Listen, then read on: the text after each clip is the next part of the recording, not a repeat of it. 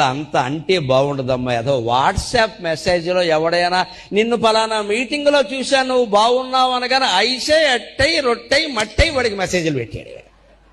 మా ఆయన ఎప్పుడూ అనలేదు, వాడు అన్నాడు. అంటాడమ్మా, ప్రతి మొగాడు వాడి పెళ్ళాన్ని పొగడ్డు, పక్క వాడి పెళ్ళాన్ని పొగుడుతాడు. ఒక మొగాడిగానే చెబుతున్నాను, అనుమానం లేదు.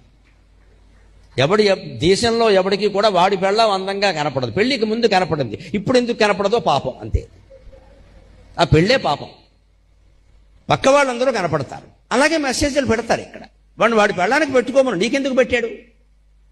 గోపగల కొట్టేయాలి వేధవా అని, నా అందం కూడా నీకెందుకు రా.